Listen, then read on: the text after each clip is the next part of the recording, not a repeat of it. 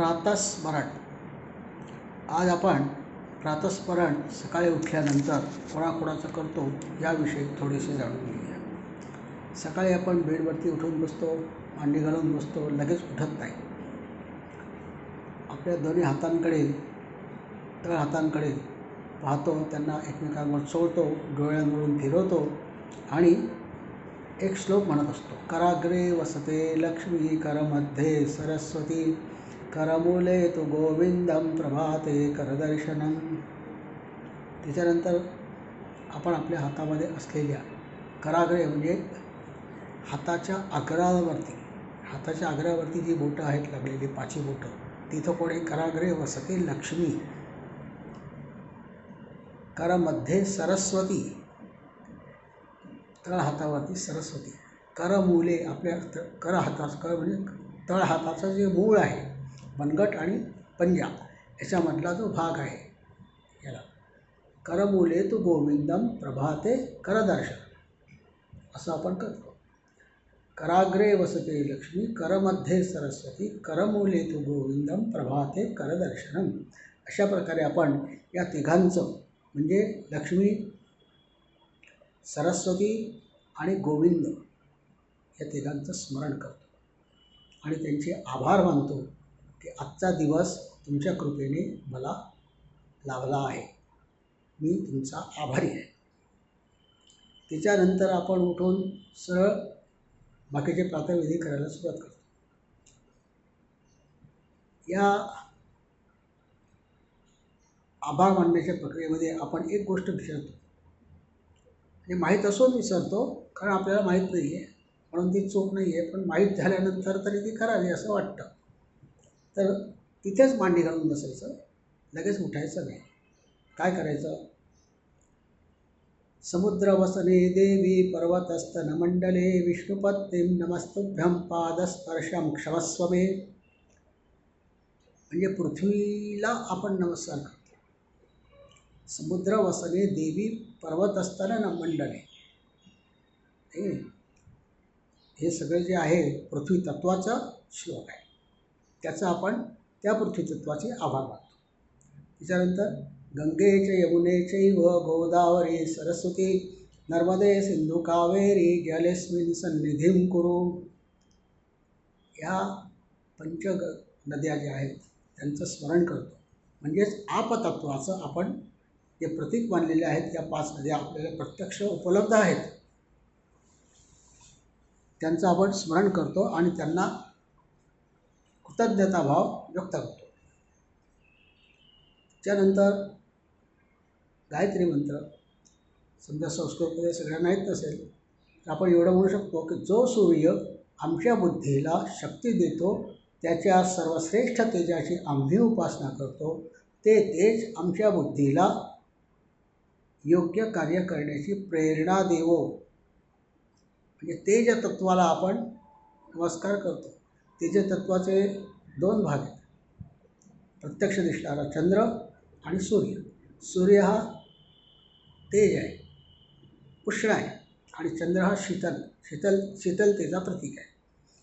त्याच्यामध्ये उष्णता कमी आहे, परंतु त्याच्या शीतलतेमध्ये थंडावा आहे.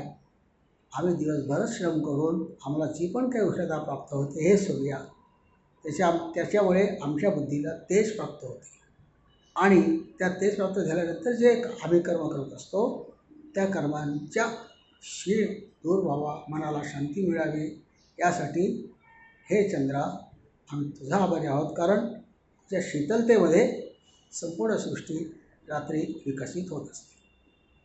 त्याच्यानंतर मनोजवं मारुततुल्यवेगं, जितेंद्रियं बुद्धिमतां वरिष्ठं, वातात्मजं वानरयूथ मुख्यं, श्रीरामदूतं शरणं प्रपद्ये.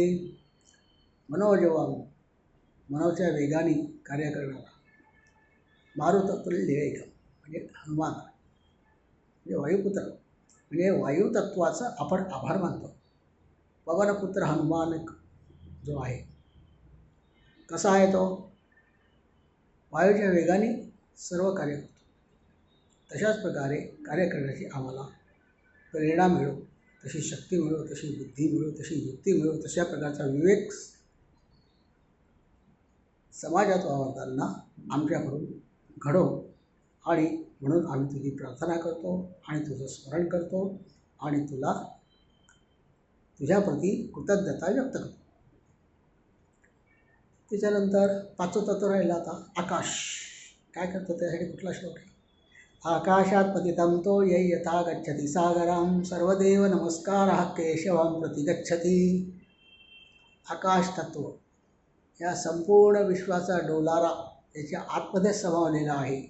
सर्व विश्वाचा पसारा, सर्व विश्वाचा व्यवहार एकमेकांशी, प्राणीमात्रांशी, वनस्पतींशी, प्राण्यांशी आणि प्राणीमात्रांचा परस्परांशी असलेला व्यवहाराचा जो साक्षीदार आहे ते आकाश तत्व जे आहे त्याच्या आतमध्ये आहे. त्याच्या बाहेर कोणीच जाऊ शकत नाही. आणि त्या आतमध्ये आल्यामुळे आम्हाला आमचा प्रपंच आणि परमार्थ सुरळीतपणे चालू करण्यासाठी त्या आकाश तत्वाची आम्ही प्रार्थना करतो आणि त्याचे उपकार मानतो. तिथे कोण आहेत? तिथून पडणारं पाणी झाडाच्या शेंडावर जरी पडलं ते शेवटी कोणाला मिळतं? मुळालाच मिळतं. झाडाच्या मुळाला मिळतं की नाही? म्हणजे आमच्या डोक्यावरती आकाशातून पडणारा प्रत्येक पाण्याचा थेंब किंवा जमिनीवर पडलेला प्रत्येक पाण्याचा थेंब ज्याप्रमाणे त्या वृक्षलतेच्या मुळाशी जातो त्याप्रमाणे ही आकाश देवता आम्हालासुद्धा तो आमच्या मुळापर्यंत नेण्यासाठी जे जे कर्म करायचं आहे त्यासाठी हे आवरण उपलब्ध करून दिलेलं आहे. त्यासाठी आम्ही तिथे आभारी आहोत. एवढे 5 श्लोक आपण नियमाने रोज म्हटले तर तो दिवस आणि तिथपासून ते पुढचे सगळे दिवस हळूवारपणे नित्यनियमाने म्हटल्याने आपण आपला मार्ग सुरळीतपणे करू शकतो. बाकी कर्माचा सिद्धांत जो आहे तो तर वेगळाच आहे. परंतु जर कर्माचा सिद्धांत आपल्याला लघु किंवा जन्म झाल्यामुळे, जन्म कशामुळे झाला? त्या 5 तत्वांमुळे आमचं शरीर बनलं आहे. ते 5 तत्वांमुळे बनले. ते 5 तत्व कोणते? त्या 5 तत्वांची आम्हाला गरज वारंवार पडते. प्रत्यक्षरित्या अप्रत्यक्षरित्या आमच्या शरीरामध्ये पण ते आहेत आणि बाहेर ब्रह्मांडामध्ये पण आहेत. ब्रह्मांडामध्ये हे आपल्याला दृष्टिगोचर आहे. वायू आपल्याला दिसत नाही पण तो आहे याची जाणीव होते. आकाश आपल्याला दिसतं पण आपण तिथपर्यंत पोचू शकत नाही, पण त्याची महती आपल्याला कळते. आप म्हणजे जीवन प्रवाही राहावं ते आपल्याला उपलब्ध आहे. पृथ्वी तत्व याच्या आधारे आपलं संपूर्ण जीवन, आपलं चालणं, उठणं, बसणं होऊच शकत नाही. पाण्यालासुद्धा आधार पृथ्वीचा आहे ना. तसंच सूर्य तेच देतो आपल्याला, प्रकाश देतो. सूर्याच्या प्रकाशामध्ये आपण कित्येक प्रकारचे व्यवहार करत असतो परस्परांशी, आपल्या सभोवतालच्या परिसराशी आणि वृक्षलता यांच्याशी सुद्धा. त्यामुळे हे पंचतत्वांनो आम्ही तुमचे आभारी आहोत. दिवसातून एकदा, 24 तासातून एकदा त्यांचं स्मरण करून त्यांचे आभार मानण्यामध्ये मला नाही वाटत की काही याच्यामध्ये जास्त वेळ लागतो. प्रत्येक श्लोक म्हणायला हार्डली 5 तत्वांचा आभार व्यक्त करायला हार्डली आपल्याला किती वेळ लागतो? 2 किंवा 3 मिनटं. 24 तासातले 2 किंवा 3 मिनटं जर आम्ही रोज या कामासाठी काढले तर आमच्यामध्ये हळूवारपणे दुसऱ्याच्या प्रती आभार मानण्याची वृत्ती विकसित होऊ लागते आणि विवेक हळूहळू आमच्यातला जागृत व्हायला सुरुवात होते. जो विवेक समर्थाने सांगितला आहे, आधी प्रपंच करावा नेटका मग जावे परमार्थी विवेका. हे प्रपंच आणि परमार्थ दोन्हीकडे आम्हाला विवेक हवाच आहे. विवेक म्हणजे काय? तर विचारपूर्वक वेळेवर केलेले कर्म. सकाळी उठल्यानंतर आम्ही कुठलं कर्म वेळेवर करायचं आहे ते सकाळी उठल्यानंतर पहिलं कर्म हे करायचं आहे. हा विवेक आम्हाला रोजच्या रोज 2 किंवा 3 मिनटं सांभाळायचं आहे. 24 तासातले 2 किंवा 3 मिनटं प्रत्येकाकडे असतात. आणि सकाळची केलेली प्रार्थना ही निर्व्याजपणाने केलेली प्रार्थना असते. आपल्याला त्यातलं काहीही नको असतं आणि भगवंताला निर्व्याज मनाने व्यक्त केलेलं प्रेम आणि भावना खूप आवडतात. जसं मुलगा लहान मूल आपल्या आईकडे हट्ट करतो, आई त्याला देते. कधी गोड मागतं, कधी दूध मागतं, कधी पोळी तूप मागतं, कधी परोठा मागतं. आई त्याला करून देते. तिच्या त्यात काही स्वार्थ आहे का? हे निर्व्याज प्रेम भगवंताला खूप आवडतं आणि म्हणून आपल्यामध्ये ते विकसित करून घ्यावं आणि स्वतः धन्य व्हावं.